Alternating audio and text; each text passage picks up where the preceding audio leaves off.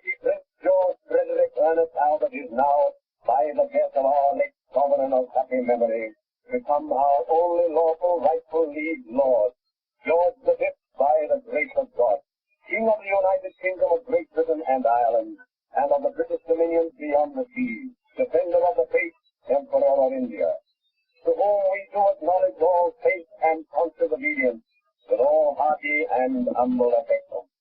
The teaching God by whom kings and queens do reign, to bless the royal Prince George V, with long and happy years to reign over us. God save the King.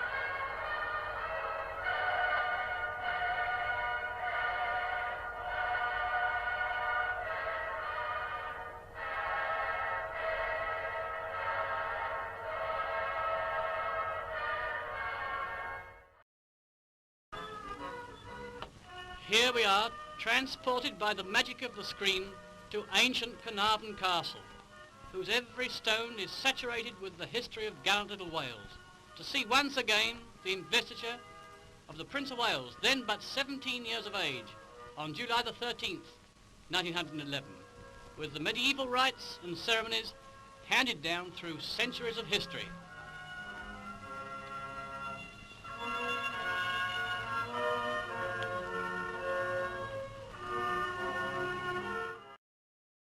On this day, my people in all parts of the world join to celebrate their unity and to draw closer the common ties which hold them together.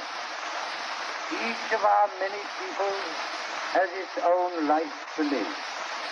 Each has its own work to do. Yet all are members of one family, sharing their sorrows and joys. You have learned how the empire was built up by brave and wise men and women in the past. It is only by courage, wisdom, and unselfishness that it will endure.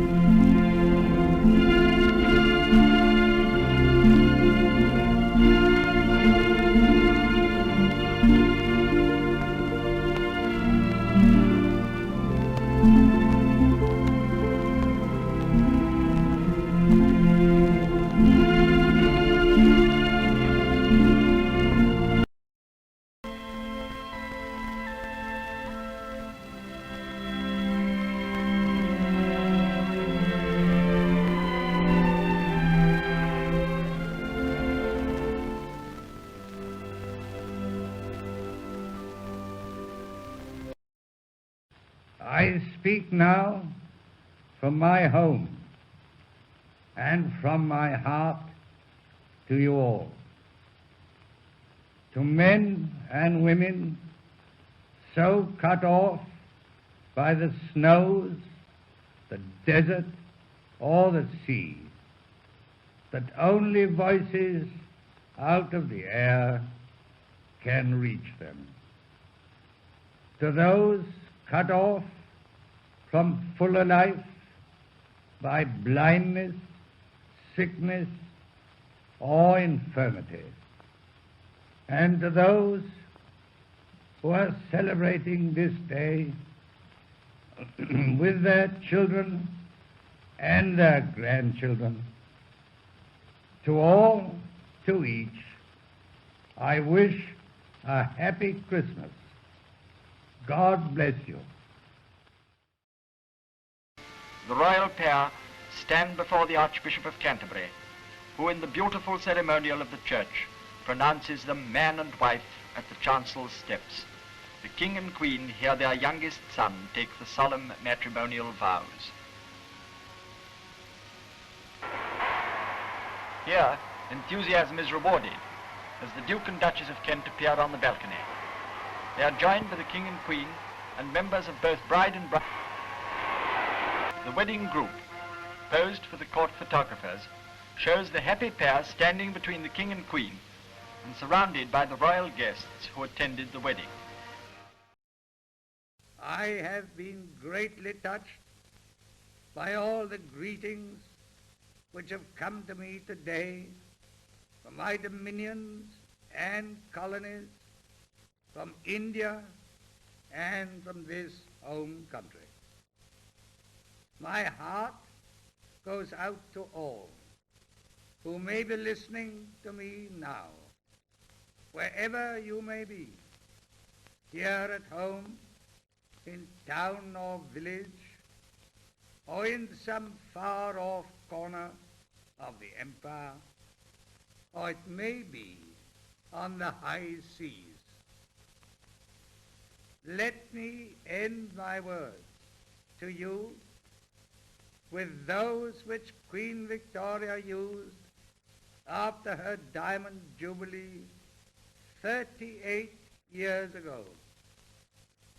No words could more truly or simply express my own deep feeling now. From my heart, I thank my beloved people. May God bless them. Sincerest congratulations to the Duke and Duchess of Kent. Princess Marina's romantic courtship and wedding to Prince George stirred the affection of the British people, and the news that a son had been born in their home in Belgrave Square was joyous news to us all. Belgrave Square is a scene of intense activity every time the royal baby takes his morning constitutional from the home of the Duke of Kent. We have stopped this film for a few seconds while the little prince is about to alight from the car in the arms of his nurse, in order that you may obtain more than a fleeting glimpse of this important young man, seen for the first time in public with head uncovered. But after the service, the bride and bridegroom appear on the balcony, hand in hand, and receive a delighted acclamation from the big throng below. For Princess Margaret Rose on this occasion, a stool is provided so that the little bridesmaid may see over the balcony, and the screen again is witness to a charming picture of the king with his grandchildren. Full beauty of the dress is apparent in the wedding group, taken by the court photographers before the wedding breakfast, which was attended by 150 guests. And now, in an intimate scene, the bride and bridegroom make their departure from the forecourt of the palace, pelted with rose leaves by their excited relatives and friends. Shortly after midnight, the world heard the broadcast announcement. Death has come peacefully to the king at 11:55 on Monday the 20th of January 1936. His Majesty had passed away peacefully in the home from which on Christmas Day he talked to us, his people, as friend and father.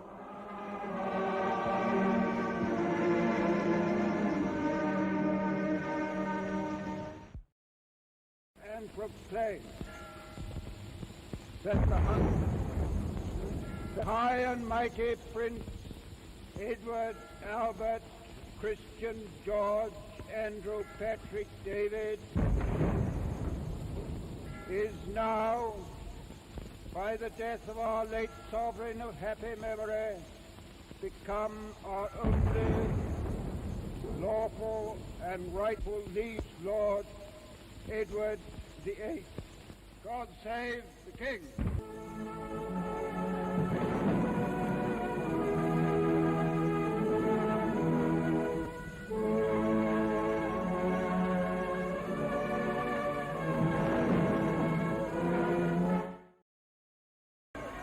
A last tribute to a great king, a great and honored man, the father of an empire, and the music of the Dead March, played by the Royal Air Force, filled the morning air.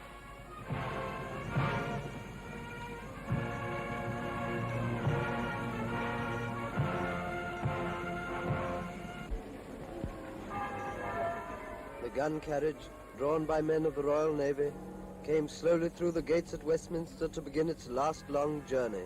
Behind the gun carriage came the royal standard bearer, and behind the standard bearer, King Edward and his brothers.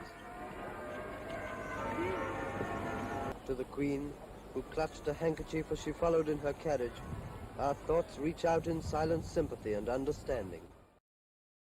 A few hours ago, I discharged my last duty as King and Emperor. And now that I have been succeeded by my brother, the Duke of York, my first words must be to declare my allegiance to him. And now we all have a new king. I wish him and you, his people, happiness and prosperity with all my heart.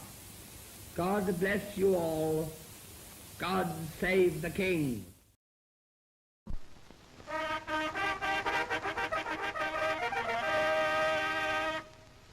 And the said instrument of abdication has now taken effect, whereby the imperial crown is now solely and rightfully come to the high and mighty Prince Albert, Frederick, Arthur, George. By the grace of God, of Great Britain, Ireland, and the British dominions beyond the seas, King, Defender of the Faith, Emperor of India. God save the King.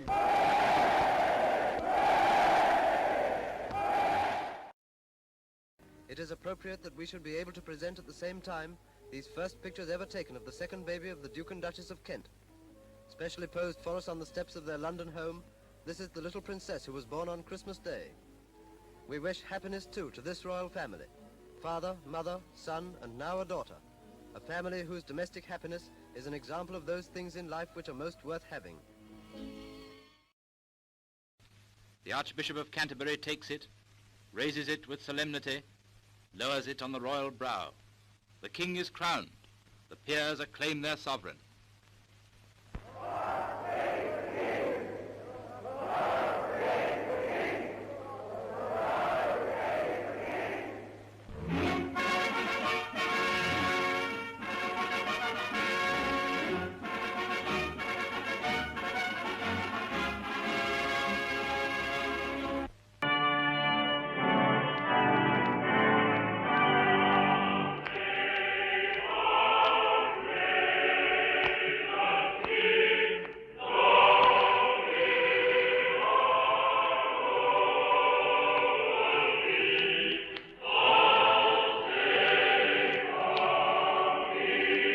His Britannic Majesty King George VI and his Queen leave the Abbey to ride for mile after mile through jubilating streets. And we join with London, with the Empire, with the world in crying, God save our King and Queen.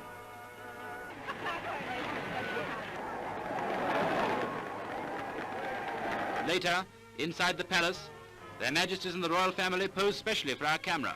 in all the magnificence of their coronation robes.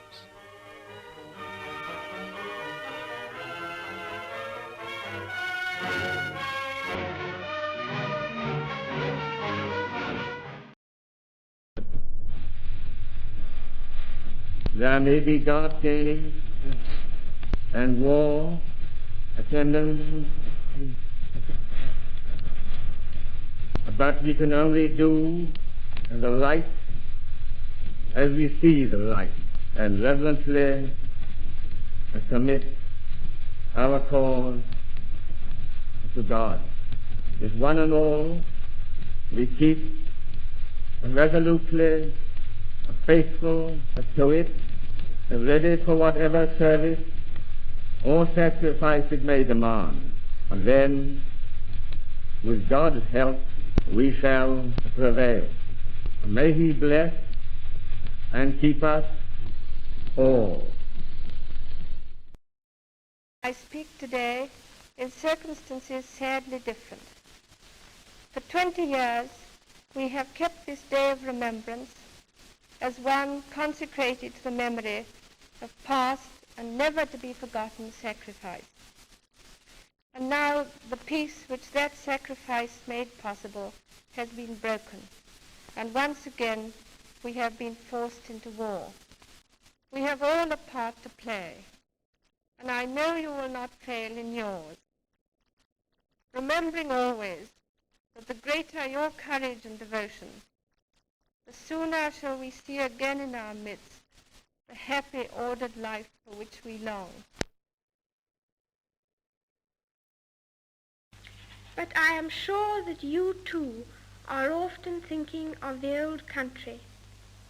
I know you won't forget us. It is just because we are not forgetting you that I want, on behalf of all the children at home, to send you our love and best wishes, to you and to your kind hosts as well. My sister is by my side, and we are both going to say good night to you. Come on, Margaret. Good night, children. Good night, and good luck to you all. Cathay Gazette takes great pleasure in presenting these exclusive first pictures of Prince William, the 18-month-old son of the Duke and Duchess of Gloucester, at their home, Barnwell Castle, Northamptonshire. Nothing gave greater pleasure to the nation than when it became known that a son and heir had been born to their Royal Highnesses.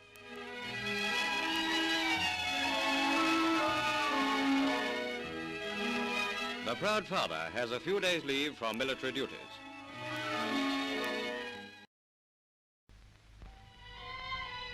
The body of the Duke of Kent, draped with the Union Jack and his personal standard, reaches London on the way to Windsor Castle, where it will rest prior to the private funeral in St. George's Chapel. Heavily veiled and escorted by the Reverend Digby Crichton, the Duchess arrives for the village's memorial service. In her terrible grief, the expression and evidence of her neighbor's sympathy has without doubt proved a great comfort. The recent christening of Prince Richard provided us with yet another charming study of the royal family. There are no pictures of the actual ceremony performed by Archbishop Lord Lang of Lambeth, but the occasion did give us a chance to obtain this record of the royal family at home. Shortly, the Duke of Gloucester will be leaving for Australia to take up his duties as Governor General. There's no doubt of the warm welcome awaiting His Royal Highness, the Duchess, and the two little princes. Taking a driving course at a training centre is Princess Elizabeth, 2nd Subaltern, ATS. She has been learning to drive and maintain all types of motor vehicles. When the training centre was visited by the King and Queen and Princess Margaret, they found Princess Elizabeth in overalls working on the engine of a Red Cross lorry. After watching other girls at work, the King returned and jokingly asked the Princess, "Haven't you got it mended yet?" The Princess Elizabeth, Honorary 2nd Subaltern, ATS, is now a competent mechanic and proud of the fact. Speaking from London, I ask you to join with me in that act of thanksgiving. Germany, the enemy who drove all Europe into war, has been finally overcome. And let us remember those who will not come back. Their constancy and courage in battle, their sacrifice and endurance in the face of a merciless enemy. Let us remember the men in all the services, the women in all of the services who have laid down their lives.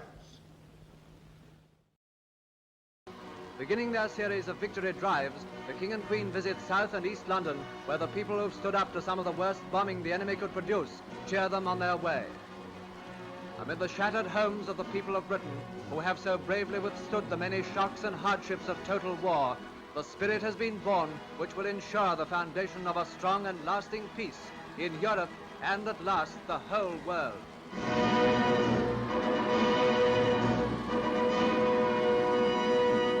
Greater and greater crowds surge around the palace railings as onto the balcony come the royal family, accompanied by our Prime Minister himself.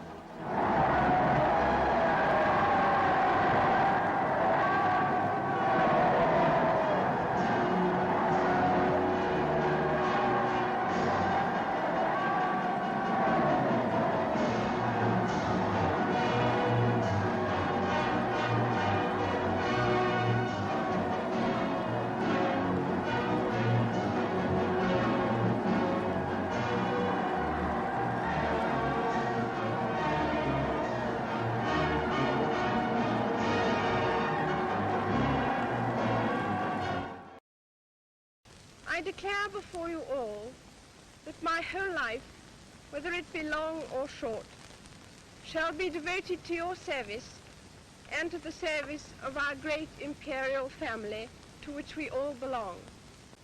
I know that your support will be unfailingly given. God help me to make good my vow, and God bless all of you who are willing to share in it. Nationwide rejoicings mark the announcement of the engagement of Princess Elizabeth to Lieutenant Philip Mountbatten, RN. The royal tour of South Africa came as a great adventure to Princess Elizabeth and Princess Margaret. So, an unforgettable tour came to an end, and then home again to a great national welcome.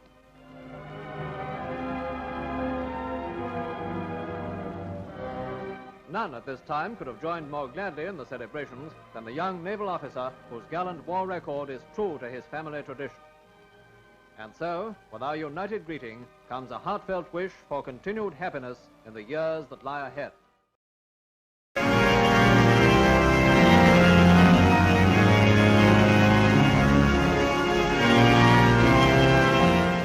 And now they are man and wife. The princess had been in the abbey for nearly an hour. What followed the service was the ornate pageantry of a state occasion. It showed that this was no ordinary wedding, but that of a king's daughter. Following the bridal procession came the bride's father and mother, and behind them 5 kings, 5 queens, and 8 princes and princesses. There was a roar of excitement as the princess, aided by her husband, appeared and stepped into the glass coach for the drive back to the palace.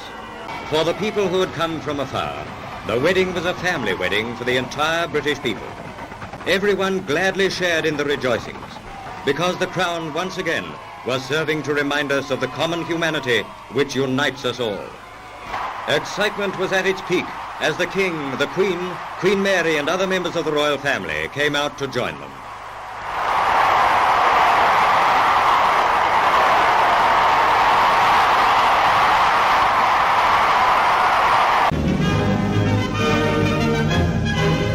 Princess Margaret leads the 8 bridesmaids who have come to join the bridal pair. And now, with the King and Queen to complete the family group, here are 3 generations of Europe's royal houses. It has just been announced from Buckingham Palace that Her Royal Highness, the Princess Elizabeth, Duchess of Edinburgh, was safely delivered of a prince at 9:14 p.m. As outside the palace, all-night crowds are rewarded by the bulletin announcing that Her Royal Highness and her son are both doing well. The abbey, which a year before had seen a royal wedding, now carol a royal birth. To Princess Elizabeth, the world adds its heartfelt greeting in the hour of her supreme fulfillment. The whole nation rejoices at the good news for which it has been waiting, the birth of a daughter to Princess Elizabeth, Duchess of Edinburgh. And the waiting crowds outside Clarence House catch a glimpse of Prince Charles returning from an outing. Loyal congratulations are offered to Her Royal Highness as news of the auspicious event is made known in the heart of the capital. The Queen drives over to Clarence House to share this great happiness with her daughter as Britain rejoices in the birth of a baby sister for bonny Prince Charles.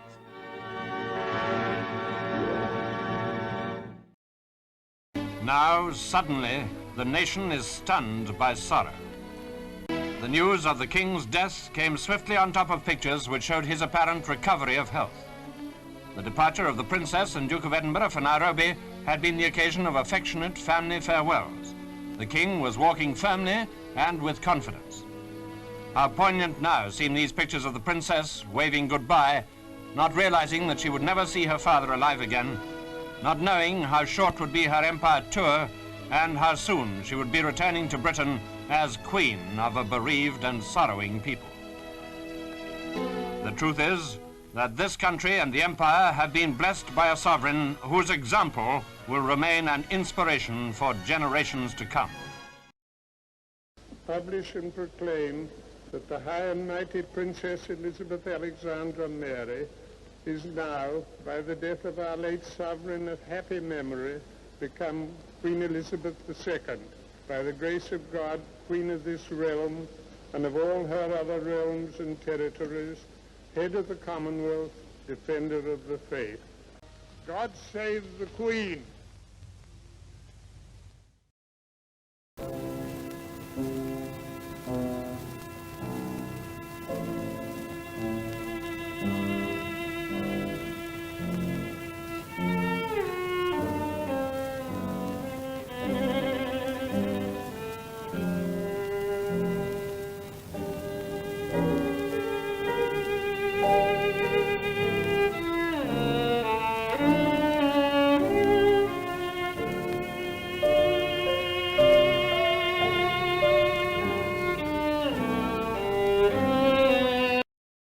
Tragic in somber black, the ladies of his house follow.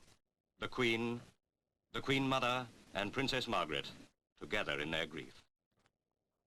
Out of Palace Yard, for the last time, passes George VI.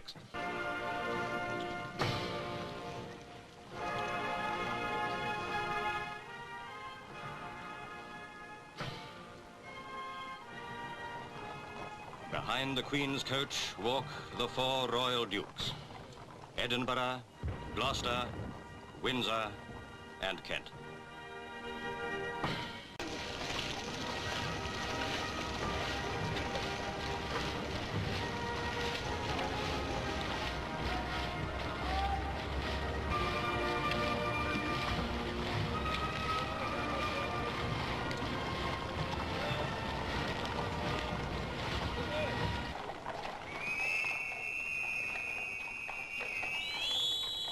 The King is laid to rest, and the majesty of death ends with a family beginning its life anew. A young queen takes over the burden of monarchy. To the Queen Mother, in this hour of sorrow goes the deep sympathy of all who honor the man now at rest in the chapel of St. George at Windsor. Queen Mary is dead. This great lady of Britain, whose life spanned 6 reigns. With grief born of respect and love, the nation learns the sad tidings. Queen Mary became a great-grandmother with the birth of Prince Charles. Her husband and 2 of her sons had been kings. In her turn, her granddaughter has become our queen. And one day in the years ahead, her great-grandson will be our king. A grand old lady, we called her, and in those words we expressed a wealth of affection for the queen of such simple pleasures. Now she who became so much a part of all our lives lives no more. The nation mourns the passing of so great and gracious a lady, so kindly and dignified a queen.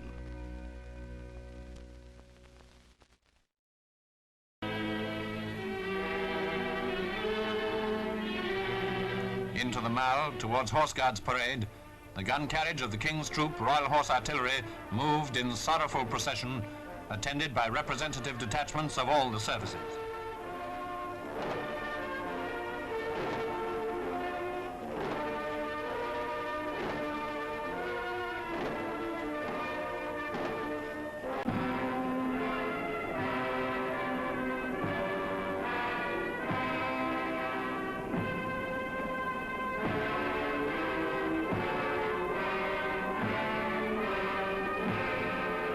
The coffin was carried in to be placed where that of her husband, King George V, had lain, where so recently her son, King George VI, had received the final homage of his people.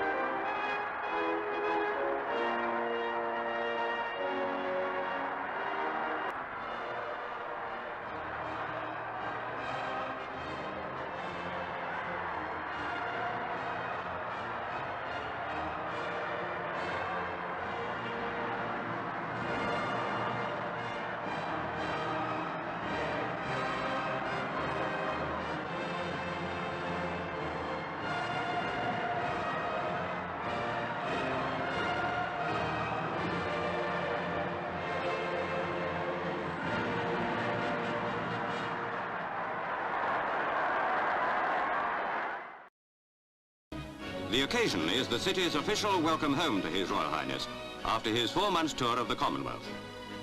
It is the Duke's first big public engagement since the Queen conferred on him the title of the Prince Philip, Duke of Edinburgh, and his first public comment on the tour he has just completed.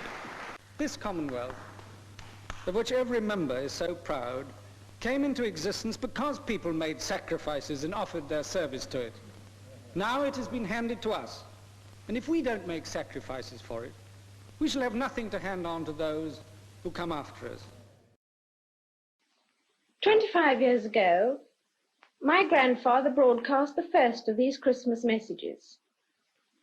Today is another landmark, because television has made it possible for many of you to see me in your homes on Christmas Day. I very much hope that this new medium will make my Christmas message more personal and direct.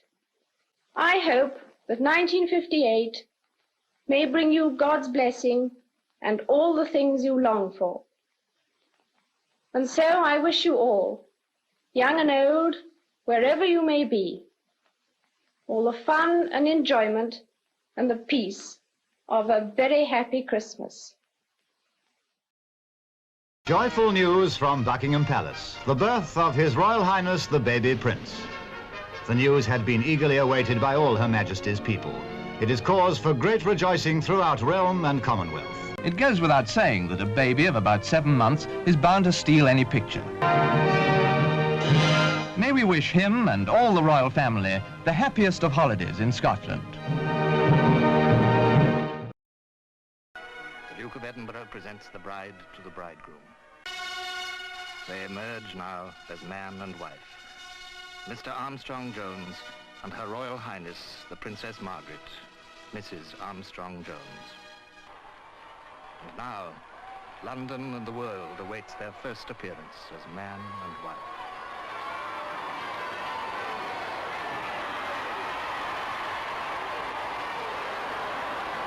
A target on the day of this May wedding for surging, excited crowds. They chant Margaret, they chant Tony. Onto London's most famous balcony they come. This is their day.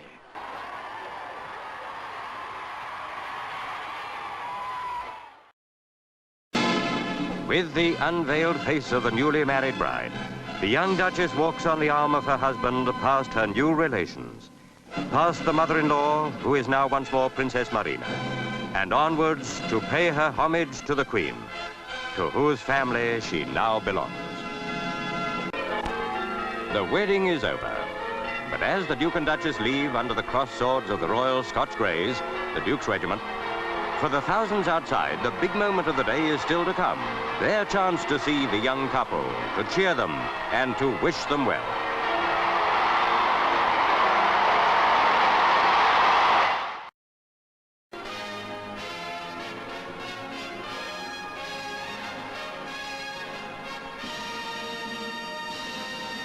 As the princess and her husband emerge from the Abbey, they can be seen by some of the hundreds outside. And there's a delightful assurance from the right quarter that the bride bore herself perfectly throughout. Cheers ring out all the way to St. James's Palace. This is a marriage of true hearts, true minds, a love match beyond all doubt. The bulletin announced that the Queen was safely delivered of a son at 8:20 that evening. Her Majesty and the infant prince were both well. Prince Andrew, 5 last February, probably feels quite senior now that he has a baby brother.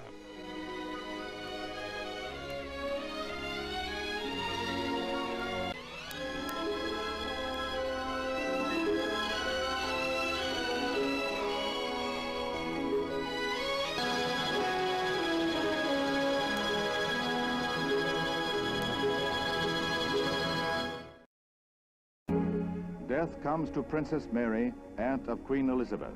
Attending private services are Princess Margaret and the Duke of Kent. Only the family is at the country church near Leeds in final tribute to the Princess Royal. Leading the mourners is Queen Elizabeth, her husband and son. They are accompanied by the Queen Mother. Meanwhile, at Westminster Abbey in London, a memorial service is attended by 2,000 distinguished friends.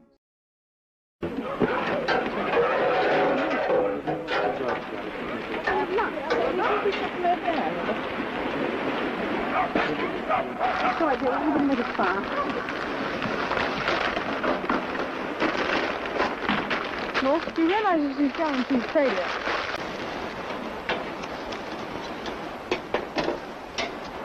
What's this for? What's this for? Well, it's for helping things, turning things over and things like that. Meeting in the mirror. Not for you to do. Well, it's difficult, yeah. I'm trying. There. Oh. Why have you done that? Paper trouble. Oh, I love it. What did you cut there? I cut the lettuce, but there's the cutting, isn't there?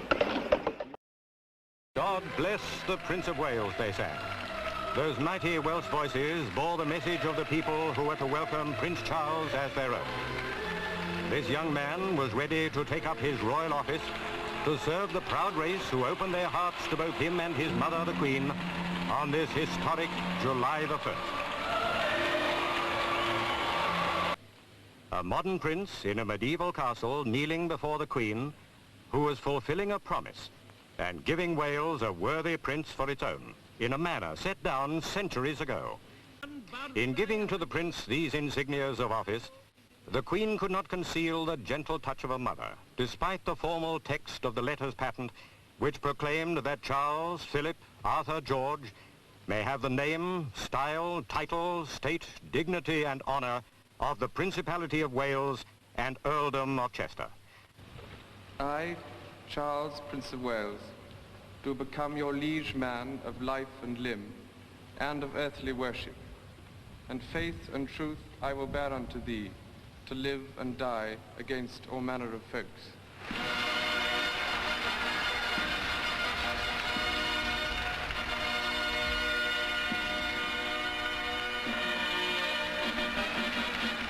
And so Her Majesty and the Duke of Edinburgh took their son, the Prince of Wales, to greet and be greeted by the people of the great race he had sworn to serve and protect.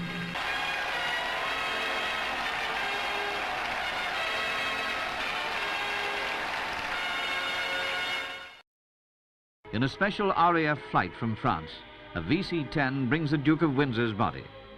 The Duke returns with pomp and acceptance in death which he never had in life, since giving up the throne 35 years ago. On the top of the coffin, a wreath of white carnations, chrysanthemums and red gladioli, given by the one woman for whom all those years ago he gladly gave up his throne, his wife, the Duchess of Windsor. The Duke of Windsor has returned, in life a man forgotten by some, in death a man remembered by many the world over. The wedding of the decade, Princess Anne and Captain Mark Phillips. At the day and time appointed for solemnization of matrimony, the persons to be married shall come into the body of the church with their friends and neighbors.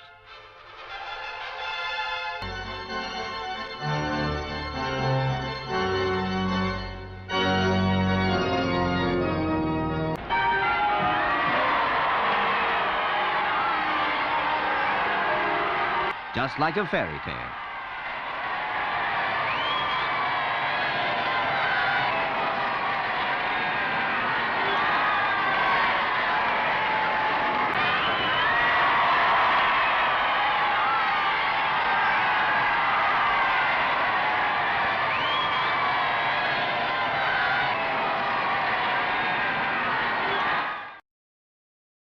Windsor Castle, on the occasion of the funeral of the late Duke of Gloucester, with the Duke's heir and only remaining son, Prince Richard, the new Duke of Gloucester, walking behind the coffin, flanked by the Prince of Wales and Prince Philip, followed by the Duke of Kent, Prince Michael of Kent, and Admiral of the Fleet, Earl Mountbatten. He was the last surviving son of King George V and Queen Mary, the last of the Queen's uncles, and the last of a royal generation. The nation mourns a gallant soldier prince and faithful servant of the people.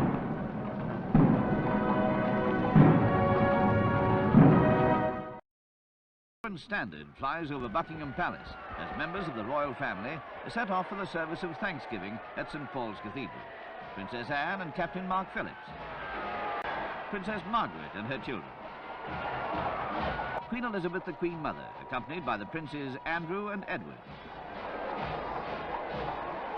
In that same golden fairy tale coach that carried her to the coronation in June 1953, Her Majesty and Prince Philip, to the thunderous cheers of hundreds of thousands of her subjects lining the room.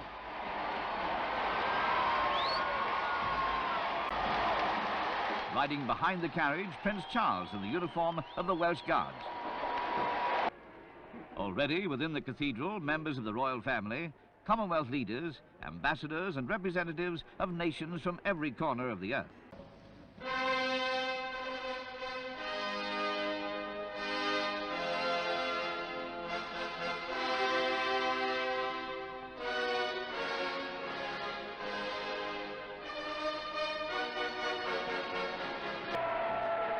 The simple but heartfelt affection felt for the Queen is nowhere more evident than on occasions like this. It is a bond of mutual respect and friendliness which is as deep as it is spontaneous.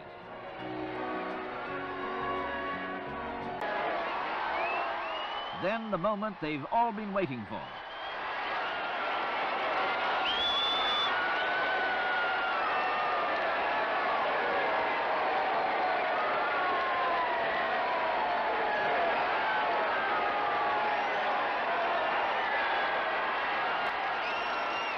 Since her reign began, the years between have known happiness and tragedy, fruitfulness and plenty.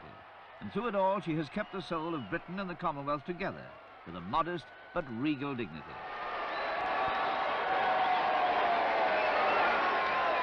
Queen Elizabeth II, long may she reign.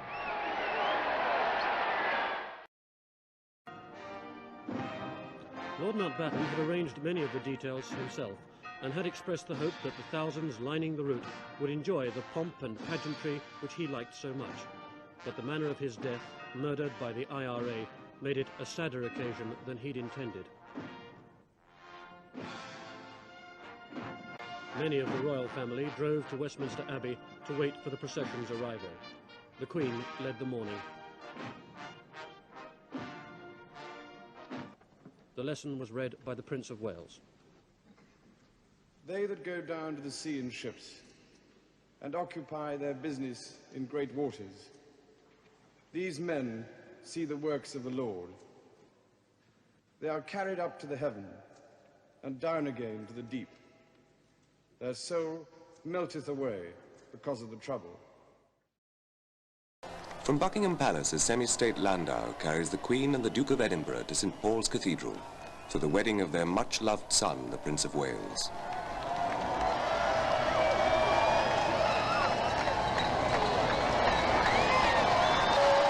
And now the hero of the hour. Beneath the pomp and titles, a nice, rather nervous young man on the most tender and important journey of his life. Beside him, his brother and chief supporter, Prince Andrew, wondering perhaps if he's forgotten the ring. The world gets its first full glimpse of the fairy tale princess, demure behind her veil, and the wedding dress that has been a carefully guarded secret. As bewitching and romantic a bride as ever touched the heart of the world.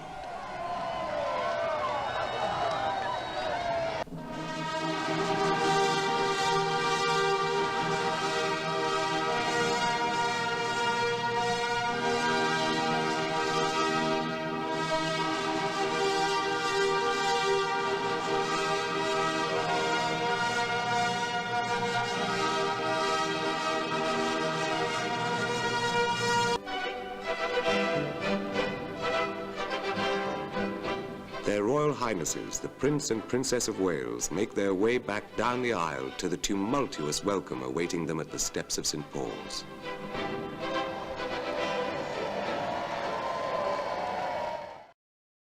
Less than 2 days after arriving here, Prince, Princess and baby Prince emerged to the cheers of the crowd. Father held baby, mother held baby, looking equally confident. They'd said thank you to the staff with photographs of themselves. The Prince organised his wife and son into the car, and then, beaming proudly, set off for home.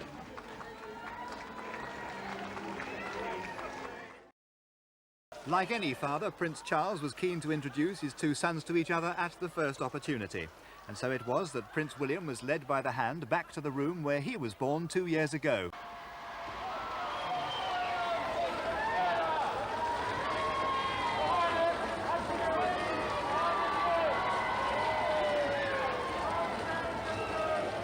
The princess looked happy, relaxed and well recovered from her labour. She smiled with her customary shyness at the horde of international newsmen who'd waited for this moment less than 24 hours after Prince Harry had been born. The tiny bundle in the white shawl was receiving his first sights and sounds of the outside world, but from the glimpse we saw of him, it appeared he was fast asleep. And out into the sunshine they stepped to face those crowds for the first time as the Duke and Duchess of York, to the enthusiastic and ever-hopeful chanting of "Kiss the Bride."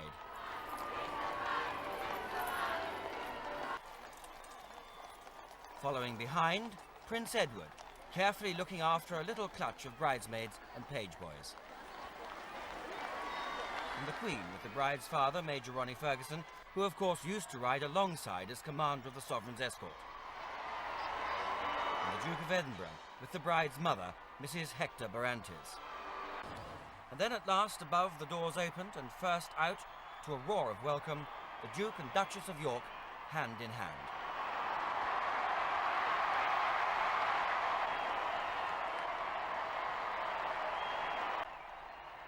I'm also trying to see lots of very small bridesmaids and page boys, their heads only just popping up over the top.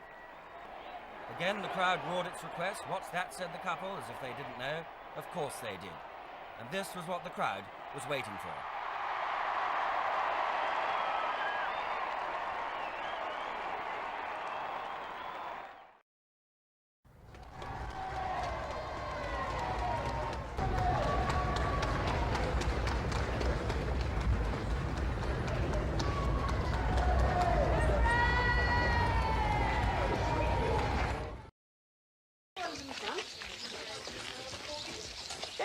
Don't go away, just right here.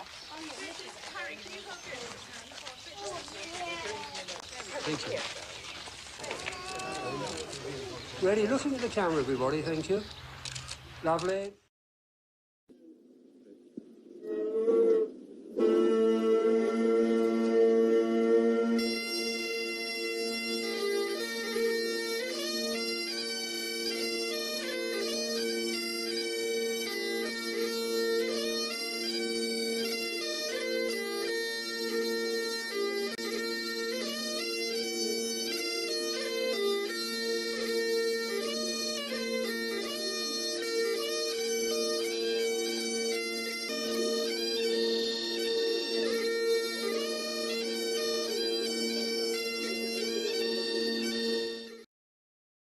Her Majesty, Queen Elizabeth, the Queen Mother.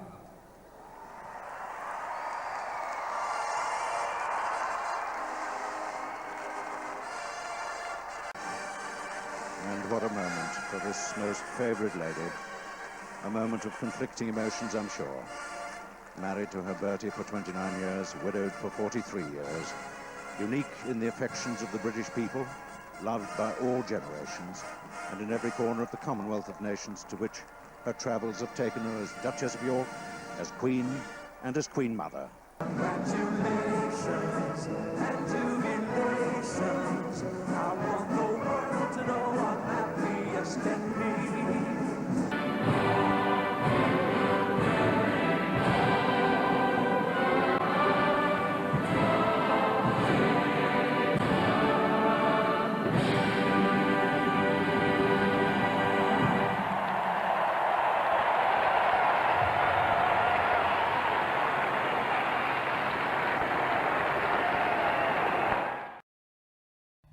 "5 hours from now, the Union flag will be lowered and the flag of China will fly over Hong Kong.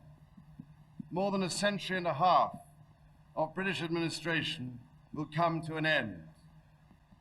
Britain is both proud and privileged to have been involved with this success story. Proud of the British values and institutions that have been the framework for Hong Kong's success. I wish you all a successful transition and a prosperous and peaceful future."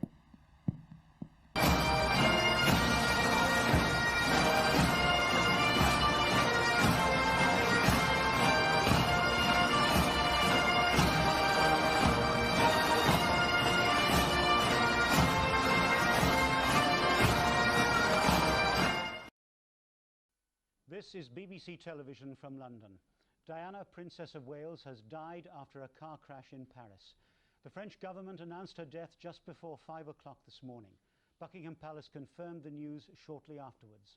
In a statement, the palace said, "The Queen and Prince of Wales are deeply shocked and distressed by this terrible news."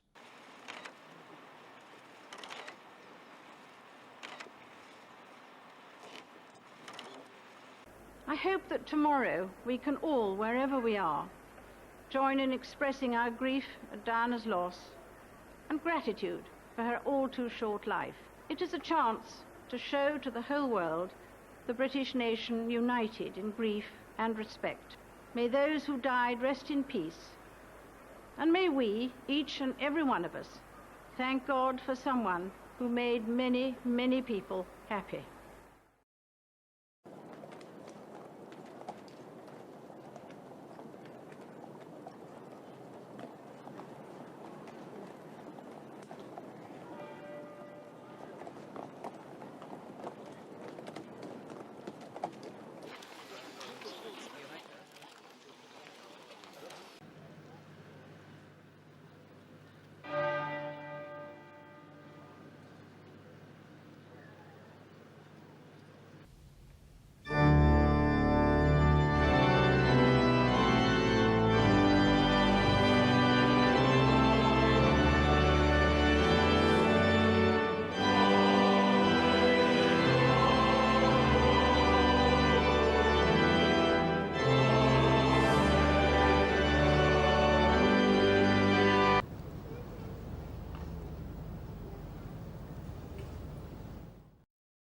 The wedding of Prince Edward and Sophie Rhys-Jones was still a royal event.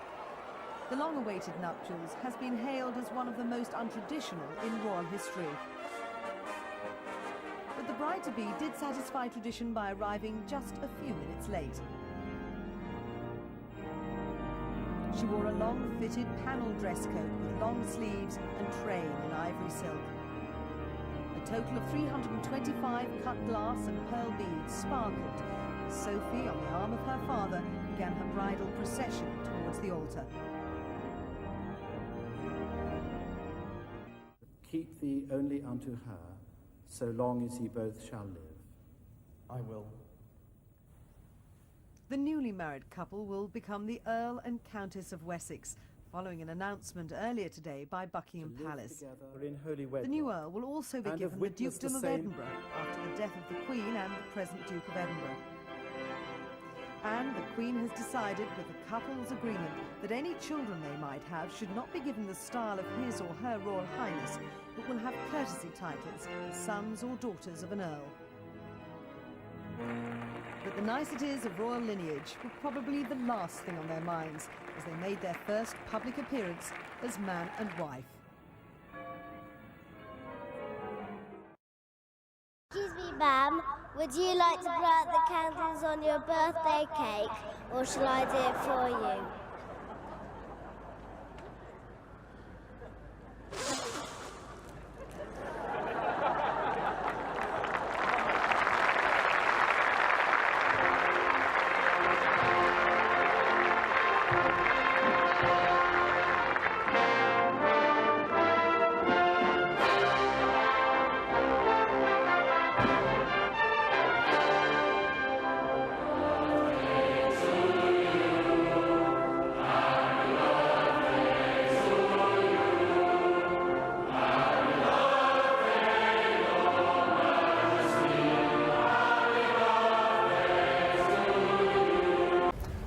I do hope you've all enjoyed it as much as I have. It's been a wonderful evening. And I'll just say, God bless you all, and thank you. A massive cheer went up as Britain's oldest royal, loved throughout Britain and all over the world, drove up in an open carriage. It's easy to sum up what London feels on this special day. Happy birthday, Mom! God bless you! Draped in her own blue and crimson standard, Princess Margaret's coffin leaves the King Edward VII Hospital late this afternoon. The Princess died here at 6:30 this morning after suffering a stroke. She was 71. Princess Margaret was last seen in public late last year, celebrating the 100th birthday of Princess Alice, Dowager Duchess of Gloucester. The effect of two previous strokes, which affected Margaret's eyesight as well as her mobility, were clearly visible. Her death comes 50 years to the week since her adored father, King George VI, died from lung cancer, and her sister Elizabeth ascended to the throne. This is the last time the Queen Mother was seen in public, in February at Princess Margaret's funeral. In typical style and despite her immense frailty, she insisted on joining other members of the royal family to be there at Windsor. No one was to know that just 6 weeks later she too would die there, peacefully in her sleep this afternoon, her daughter the Queen at her bedside. Tonight the Union flag at Windsor was flying at half-mast. Later, people began arriving there in a steady stream to lay flowers and leave their own messages of tribute to the woman who had become the supreme symbol of the 20th century and part of the fabric of this nation and the Commonwealth. For the past few months, the Queen Mother's health had been failing slowly. She was visibly frailer as she carried out her last royal duty in November, just before Remembrance Day. And with the crown surmounting it, a crown which Queen Elizabeth wore for the first time in this very building at her coronation in 1937.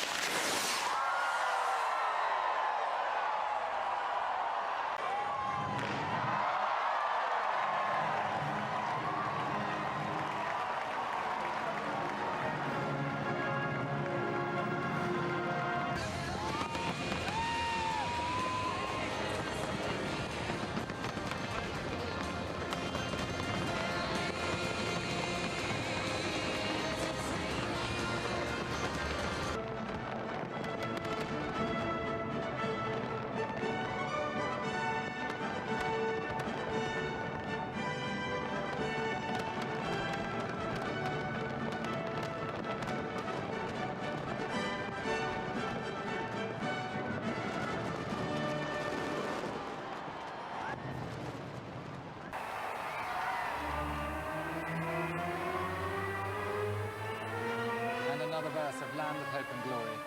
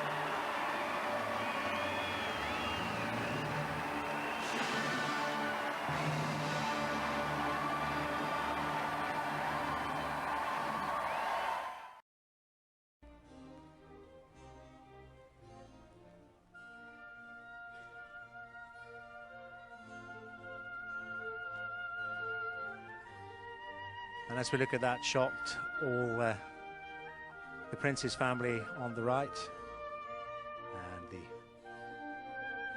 Duchess of Cornwall's to the left, as expected. At a normal wedding. This, of course, not the wedding. The wedding has all taken place. It's a blessing, a service of prayer and dedication.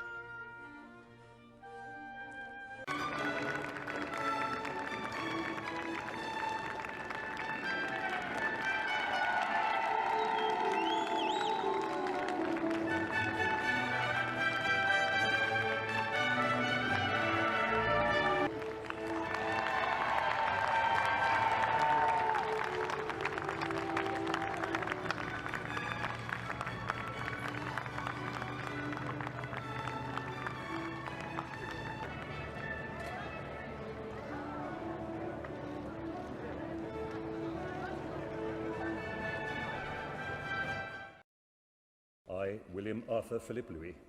I, William Arthur Philip Louis. Take thee, Catherine Elizabeth. Take thee, Catherine Elizabeth. To my wedded wife. To my wedded wife. To have and to hold from this day forward. To have and to hold from this day forward. For better, for worse. For better, for worse. For richer, for poorer. For richer, for poorer. In sickness and in health. In sickness and in health. To love and to cherish. To love and to cherish. Till death us do part. Till death us do part. I, Catherine Elizabeth. I, Catherine Elizabeth. Take thee, William Arthur Philip Louis. Take thee, William Arthur Philip Louis. To my wedded husband. To my wedded husband. To have and to hold from this day forward. To have and to hold from this day forward. For better, for worse. For better, for worse. For richer, for poorer. For richer, for poorer. In sickness and in health. In sickness and in health. To love and to cherish. To love and to cherish. Till death us do part. Till death us do part.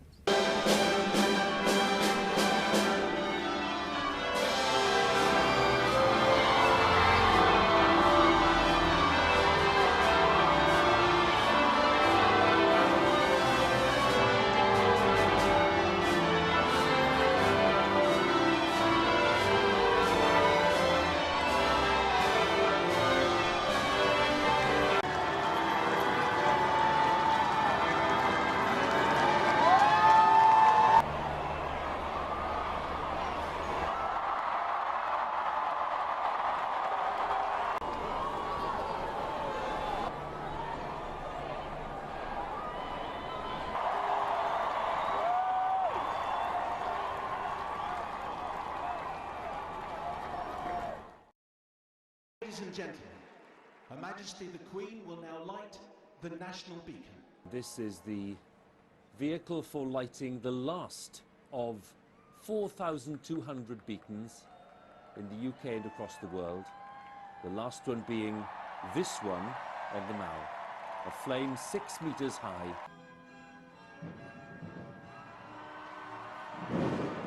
There'll now be a fireworks display set to a diamond theme designed by Michael Lakin. 5,000 individual bursts of fireworks in 4 minutes, all set to glorious music. Let's enjoy it.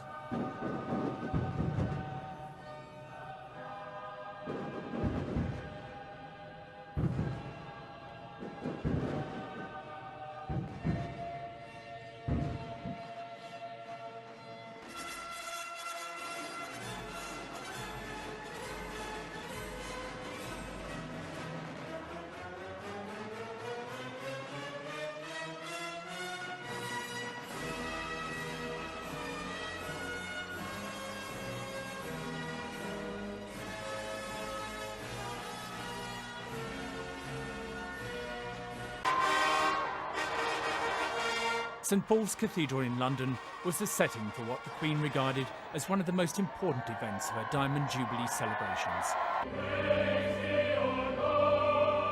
Other members of her family, including Prince Charles and Princes William and Harry, joined her in the service of thanksgiving.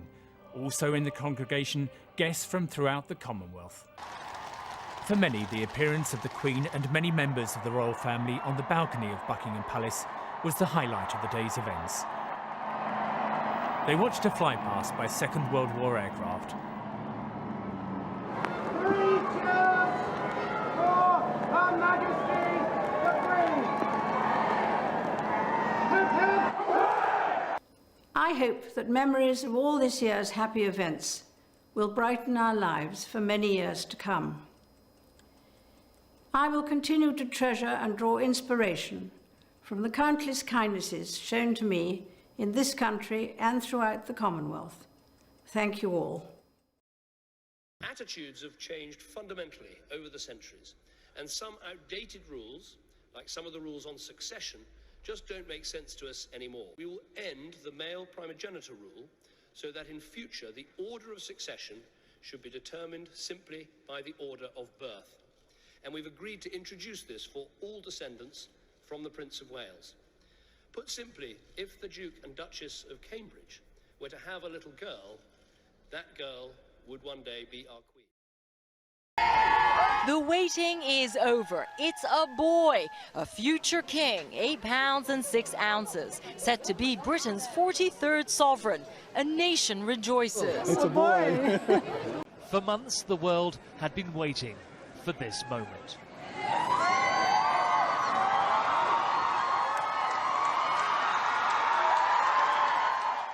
A protective father, an adoring mother. Together, they showed off their son and future king for the very first time.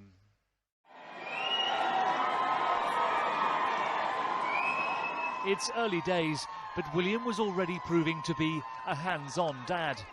This will be a team effort, especially when it comes to facing the media. Well, he's got a good pair of lungs on him, that's for sure. He's a big boy, he's quite heavy, but we're still working on a name, so we'll have that as soon as we can. Yeah, it's very emotional, it's such a special time. I think any parent, I think, will probably sort of know what this feeling feels like. So. Very special. A baby princess is welcomed into the world.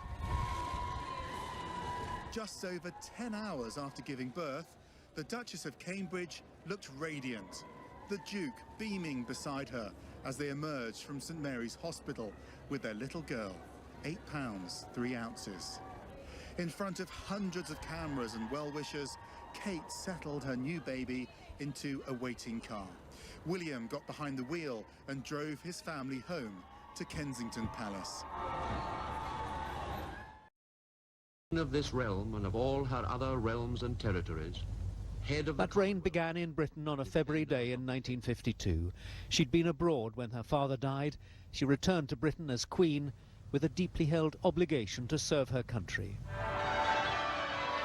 Today that service was recognised and appreciated. The bells of Westminster Abbey rang out, and there were tributes elsewhere, on the skyline of London from the BT Tower, and on the River Thames, where a small flotilla of vessels had gathered, led by the Jubilee barge Gloriana, and where a gun salute was fired from HMS Belfast. Your Majesty, today you become the longest reigning monarch in British history. Throughout your reign, supported at all times by the Duke of Edinburgh, you have carried out your duties with dedication, wisdom and an exemplary sense of public service. Then, in a short speech, the Queen finally and briefly alluded to the cause of all the fuss. Inevitably, a long life can pass by many milestones. My own is no exception.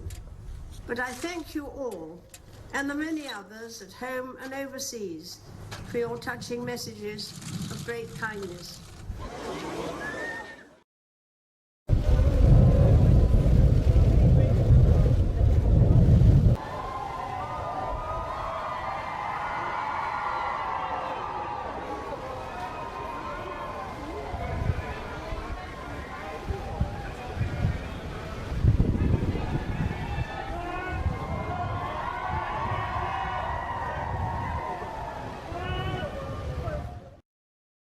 Meghan, I give you this ring.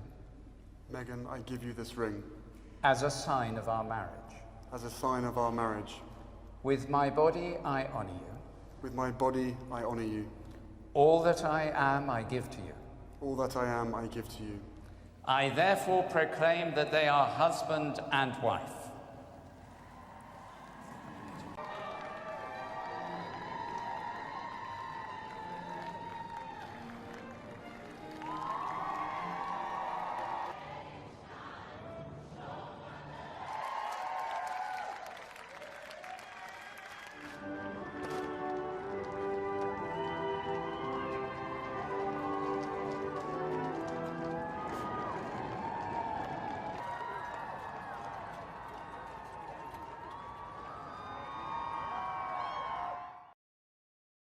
You're watching BBC News from London.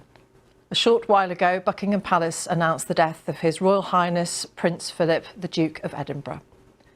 In a statement, the palace said, "It is with deep sorrow that Her Majesty the Queen announces the death of her beloved husband, His Royal Highness, the Prince Philip, Duke of Edinburgh. His Royal Highness passed away peacefully this morning at Windsor Castle."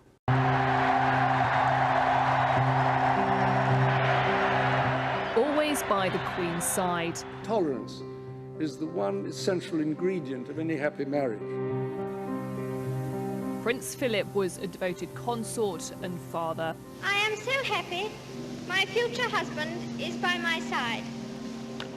He was a fun parent to have around and very conscious of spending time with the children when he could.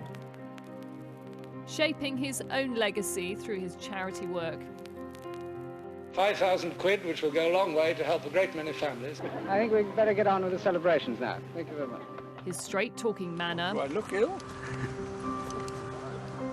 And commitment to his country.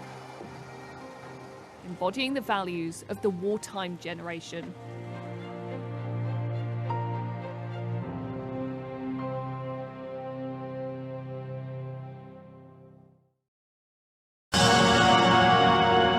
"700 members of the British Armed Forces waited to say farewell to a serviceman, a naval officer, and one of the last veterans of the Second World War.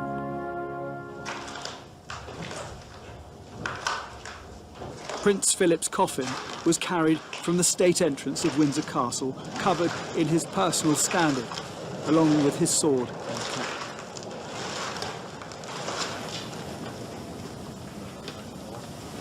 It was placed upon a Land Rover, painted military green, a vehicle designed and adapted into a hearse by the man now being carried upon it.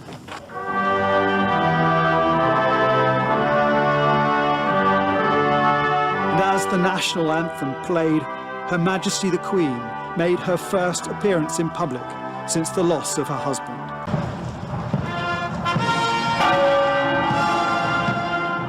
Prince Philip held 42 appointments in the British Armed Forces and Commonwealth, including Lord High Admiral, so it was fitting that all parts of the military accompanied him on his final journey.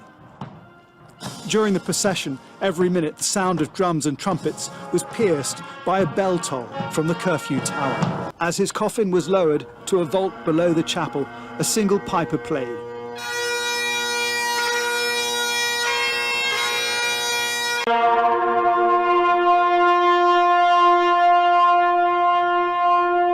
After the playing of the last post, the Queen was led out of the chapel. She's been our longest reigning monarch, but for the first time in 73 years, at nearly 95 years old, she carries on without her consort, her closest friend and husband.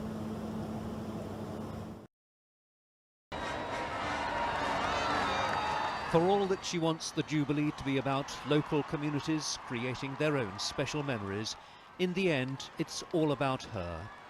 After all, there wouldn't be a Platinum Jubilee if there weren't a monarch who served for 70 years. It was her that the crowds had come to see. The Queen appeared on the balcony of Buckingham Palace. Earlier it had been the Prince of Wales who'd led the royal party from Buckingham Palace down to Horse Guards. Also riding on horseback behind Charles were Prince William, the Duke of Cambridge, and Princess Anne, the Princess Royal. And riding together in one of the carriages, the Cambridges' three children, Prince George, Prince Louis waving away happily in the middle, and Princess Charlotte. At Buckingham Palace, the royal standard was being raised to signify that the Queen had arrived from Windsor, ready for her appearances on the palace balcony. The military parade on Horse Guards over, the crowds were allowed up the Mall towards Buckingham Palace. They filled the spaces around the Victoria Memorial.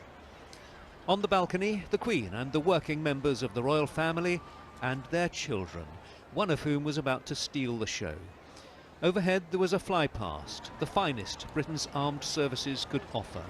Watching was 4-year-old Louis, still waving for all he was worth, fascinated by what he was seeing overhead one moment, clapping his hands to his ears the next. The Queen, of course, has seen it all before and takes all such things in her stride, just as she's done throughout her long reign. Her 70 years on the throne were marked in style. The Platinum Jubilee celebrations for the reign of Queen Elizabeth II are underway.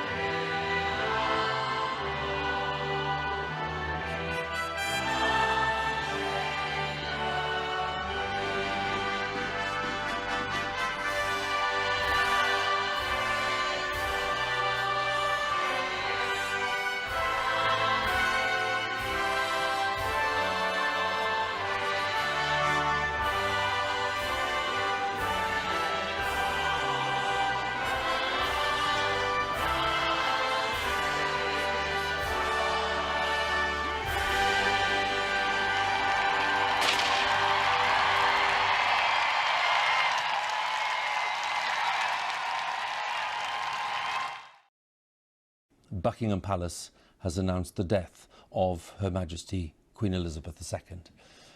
In a statement, the palace said the Queen died peacefully at Balmoral this afternoon. The King and the Queen Consort will remain at Balmoral this evening and will return to London tomorrow. Throughout her life, Her Majesty the Queen, my beloved mother, was an inspiration, an example to me and to all my family. And we owe her the most heartfelt debt any family could owe to their mother, for her love, affection, guidance, understanding, and example. Queen Elizabeth was a life well lived, a promise with destiny kept, and she is mourned most deeply in her passing. And to my darling Mama, as you begin your last great journey to join my dear late Papa, I want simply to say this: thank you. Thank you for your love and devotion to our family and to the family of nations you have served so diligently all these years.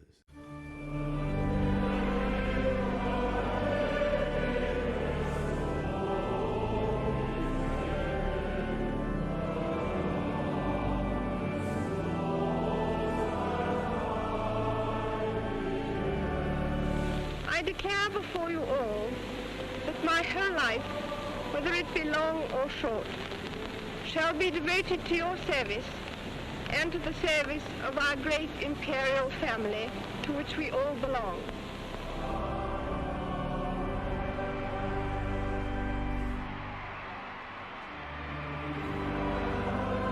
He is someone who doesn't take easily to compliments, but he has quite simply been my strength and stay all these years.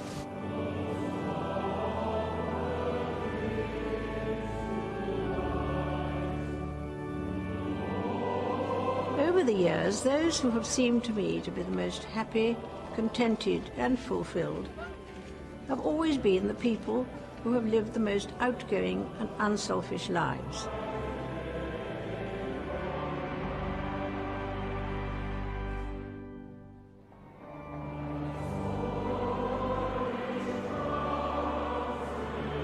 Change has become a constant. Managing it has become an expanding discipline. The way we embrace it defines our future.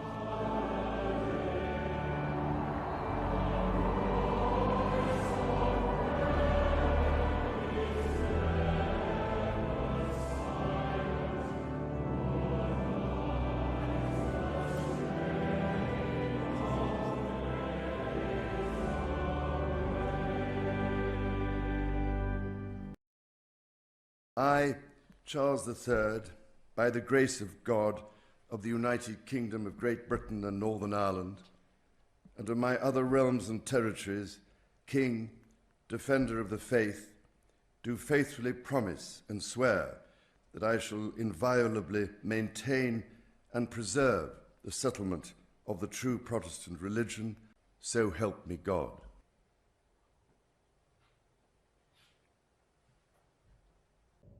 That the Prince Charles Philip Arthur George is now, by the death of our late sovereign of happy memory, become our only lawful and rightful liege lord, Charles III. By the grace of God, of the United Kingdom of Great Britain and Northern Ireland, and of his other realms and territories, King, Head of the Commonwealth, Defender of the Faith, to whom we do acknowledge all faith and obedience with humble affection, beseeching God, by whom kings and queens do reign, to bless his majesty with long and happy years to reign over us. Given at St. James's Palace this 10th day of September in the year of our Lord, 2022. God save the King! God save the King!